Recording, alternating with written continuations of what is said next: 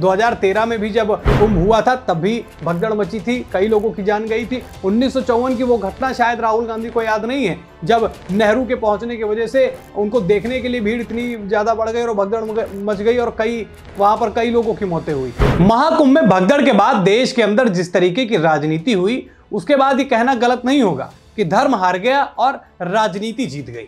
नमस्कार, स्वीकार करिए, मैं हूं वैभव दीक्षित। सबसे पहले आप ये 2 ट्वीट देखिए। एक ट्वीट है पप्पू यादव का, दूसरा ट्वीट है राहुल गांधी का। अब ये कहते क्या है, इस पर भी नजर डालना बहुत जरूरी है। पप्पू यादव लिख रहे हैं कि सरकार में बैठे अफवाहबाज महाकुंभ में ये नरसंहार भगदड़ मचाने का है जिम्मेदार। इन लोगों ने हर 12 साल पर होने वाले महाकुंभ के बारे में दुष्प्रचार फैलाया कि यह महाकुंभ 144 वर्ष बाद हो रहा है और फिर 144 साल बाद ही होगा। इसके कारण भीड़ अतिशय बढ़ी और ऐसे तत्वों को चिन्हित कर FIR हो, ऐसा पप्पू यादव कह रहे हैं। यानी कि क्या सोच है सनातन के प्रति, क्या सोच है लोगों के प्रति और कैसी सहानुभूति है लोगों के प्रति, ये ट्वीट दिखाता है। इनको यहां भी राजनीति करनी है, इनको बताना है कि 144 साल बाद आया, 112 साल बाद आया, झूठ बताया गया, सच बताया गया। इनको ये नहीं कहना है कि वहां पर व्यवस्था ठीक हो, जो श्रद्धालु फंसे उनके इंतजाम में सरकार ये करे। लेकिन वो सब ने इनको 144 साल वाले एंगल पर इनको दिख गई। ऐसी ही मानसिकता दिखती है जब घटनाएं सामने आती हैं, और ऐसी जब मानसिकता नजर आती है तो समझ में आ जाता है कि इशारा कहाँ है। इशारा साफ तौर पर जो है वो सनातनी त्योहारों पर है, सनातनी पर्वों पर है। और पप्पू यादव जिस तरीके की बात बोल रहे हैं उसमें कोई ये कहना गलत नहीं है। इनको 144 साल वाले फैक्ट इनको यहाँ पर इस भगदड़ में याद आ रहा था। राहुल गांधी क्या कहते हैं कि प्रयागराज महाकुंभ में भगदड़ के कारण कई लोगों की मौत हो गई, कई लोग घायल हो गए। शोकाकुल परिवारों के प्रति गहरी संवेदनाएं व्यक्त करता हूं, घायलों को शीघ्र स्वस्थ होने की आशा करता हूं। अब उसके बाद पहले तो सहानुभूति देते हैं, फिर एक ट्वीट आप करते हैं उसमें सहानुभूति और व्यवस्थाओं की बात करने के अलावा आप ये कह देते हैं कि ये जो घटना है ये कुप्रबंधन, बद इंतजामी, ये VIP मूवमेंट, ये सारी चीजें जो है राहुल गांधी कह रहे हैं। VIP मूवमेंट की बात अगर राहुल गांधी कर रहे हैं, उसी VIP मूवमेंट से आप अपनी स्क्रीन पर ये वीडियो देखिए, ये वही VIP रास्ता है जिससे एम्बुलेंसेस जो है अस्पताल तक जा रही हैं। जब भीड़ बेकाबू हो गई तो इसी रास्ते से उन लोगों को वहां पर ले जाया गया। लेकिन VIP कल्चर को लेकर जिस तरीके की बातें लगातार उठाई गई, राजनीति की गई, वो दिख रहा है और उसमें भी वही दिख रहा है। और इतनी बड़ी घटना में इस तरीके की राजनीति होना मतलब वाकई हैरान कर देने वाली चीज है। दूसरी बात, इनको देखिए राजनीति करना, देखिए सबसे बड़ी पहली चीज यह है कि सवाल उठना लाजमी है कि भगदड़ कैसे मची। सरकार की व्यवस्थाओं पर आप सवाल कर सकते हैं, लेकिन जहां पर संवेदनाओं का समय है, लोगों के साथ रहने का, खड़े होने का समय है, वहां पर आप इस तरह की राजनीति करते हैं। इसका एक एग्जांपल मैं आपको और देता हूं, जहां मैं आपको ये दिखाऊंगा कि कॉपरेट किया कैसे जाता है। एक बार इन लोगों को समझ में आए कि कॉपरेट करना किसे कहते हैं, साथ में खड़ा होना किसे कहते हैं। यह खबर देखिए, महाकुंभ में भगदड़ के बाद शाही स्नान रद्द, अखाड़ा परिषद ने लिया बड़ा फैसला।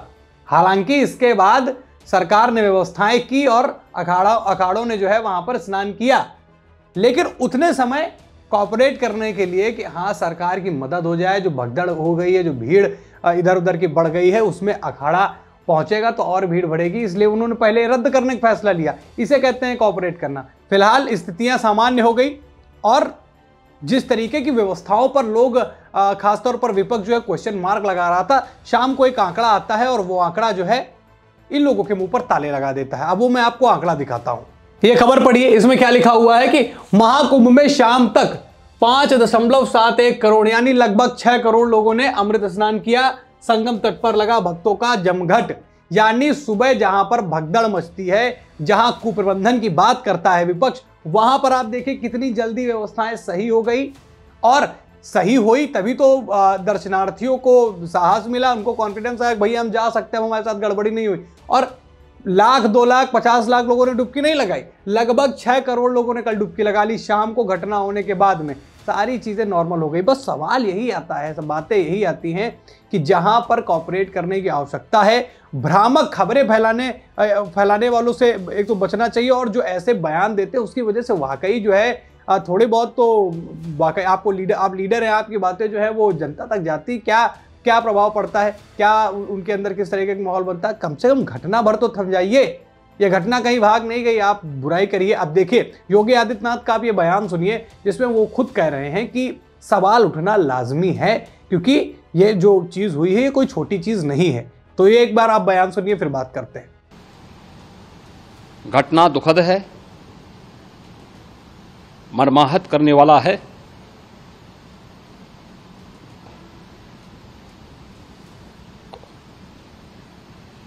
उन सभी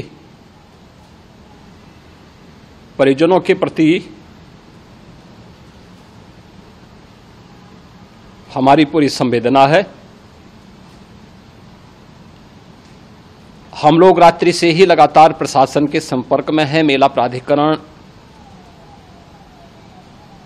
पुलिस प्रशासन, एनडीआरएफ, एसडीआरएफ,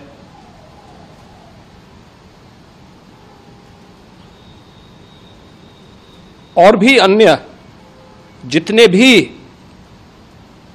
व्यवस्थाएं हो सकती थी उन सबको वहां पर तैनात किया गया है।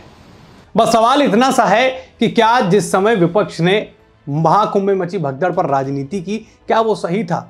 वाकई आप सवाल पूछना अधिकार है, सरकार पर आरोप लगाना भी अधिकार है बतौर विपक्ष आपको, क्योंकि गलती तो है, बिल्कुल गलती है, कैसे अव्यवस्था फैल गई। लेकिन जिस समय सबसे ज़्यादा आवश्यकता है लोगों का ढांढस बांधने का, लोगों को मजबूती देने का, वहां पर आप राजनीति करते हैं। और पप्पू यादव जैसे लोग ये पूछते हैं कि 144 साल वाले कुंभ का जो है ये मामला पूरा झूठा है। लेकिन शायद इनको ये नहीं पता है कि 2013 में भी जब कुंभ हुआ था तब भी भगदड़ मची थी, कई लोगों की जान गई थी। 1954 की वो घटना शायद राहुल गांधी को याद नहीं है, जब नेहरू के पहुंचने की वजह से उनको देखने के लिए भीड़ इतनी ज़्यादा बढ़ गई और भगदड़ मच गई और वहां पर कई लोगों की मौतें हुई। ऐसी चीज़ इनको याद नहीं आती। वहां पर उनकी व्यवस्था, कुप्रबंधन, सारी चीज़ें मिल जाती। और नेहरू को पहले भी मना किया गया था कि वहां जाने से ऐसी स्थितियां हो सकती हैं, फिर भी नेहरू गए। उन सब बातों को कोई नहीं याद करता। खैर चलिए, वो तो पुरानी बातें हैं। सरकार पर सवाल है, बिल्कुल है, और पूछना भी चाहिए कि अव्यवस्था कैसे फैली। लेकिन साथ ही साथ जिस समय देश के अंदर, जहां पर प्रदेश के अंदर एक प्रयागराज क्षेत्र में करोड़ों लोग फंसे हुए थे, वहां पर इस तरीके के सवाल करना, ट्वीट करना क्या सही है? आप अपनी राय कमेंट में बताइएगा। वीडियो में इतना ही। वीडियो को लाइक और शेयर करें। चैनल पर नए हैं तो चैनल को जरूर सब्सक्राइब करें। फिर मुलाकात करेंगे नए खबर में। इस खबर में इतना ही। धन्यवाद।